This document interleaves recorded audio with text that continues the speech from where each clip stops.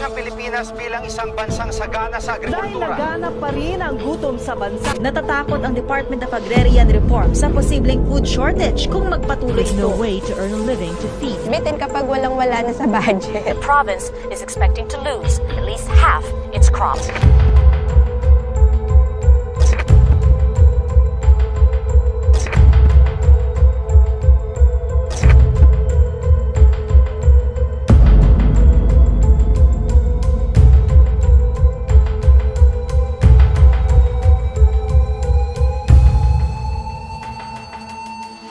Before the Spaniards came to the Philippines, Filipinos lived in villages or barangays ruled by rajas or tatus. Everyone, regardless of status, had access to the land and mutually shared the fruits of their labor. They believed that this land is ours.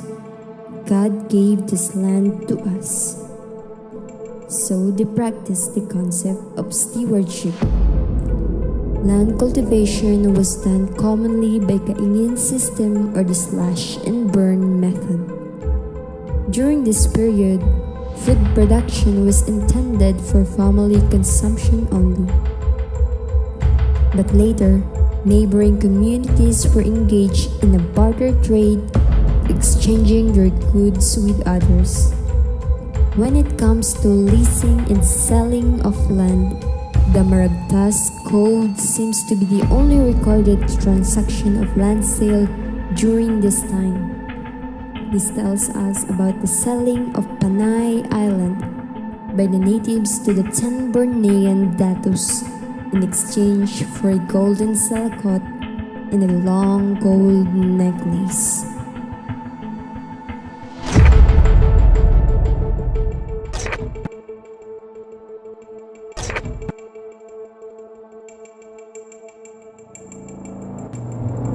When the Spaniards came to the Philippines, the concept of pueblo agriculture was introduced. It is a system wherein each native family is given 45 hectares of land to cultivate. Again, to cultivate, not to own. The native families were merely landholders and not landowners.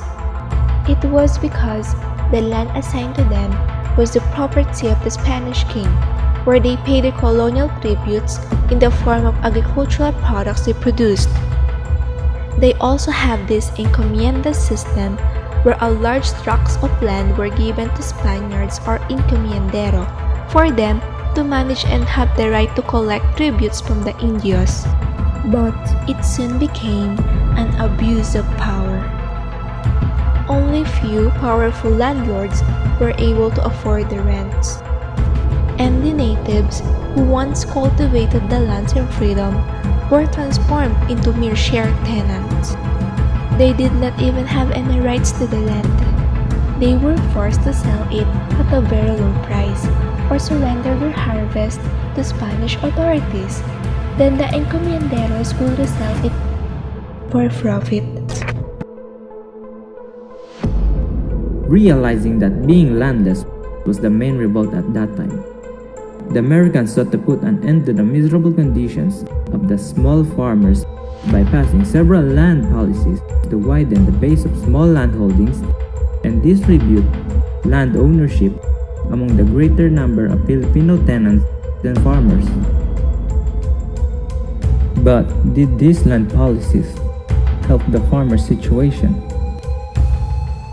No. It further worsened the land ownership situation because there was no limit on the size of land holdings one could possess. So, once again, land holdings were concentrated in the hands of fewer individuals who can afford to buy, register, and acquire fixed titles of their properties.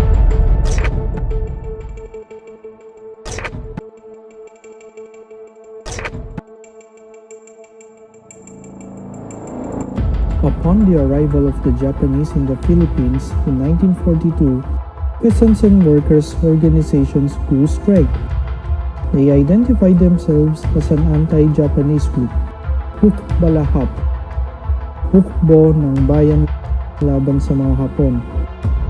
For them, the war was a golden opportunity for people's initiative to push pro-poor programs. Landlords were overpowered by the peasants, but unfortunately, at the end of the war, through the help of the military police and civilian guards, landlords were able to retrieve their lands from the Balahap.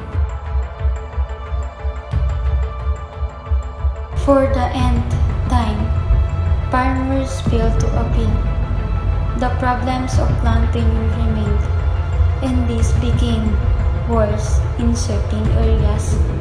After the establishment of Philippine independence in 1946, the Congress revised the tenancy law. Every president offered their own initiatives. The government have been enacting laws, but why? The agrarian reform still has to be a dying issue. 70% of the poverty nandoon sa agricultural sector. They don't own a land. The land reform was a farce, not because it was not given, for indeed there was really a ceremony to do that, but the problem again is that there was no support from them.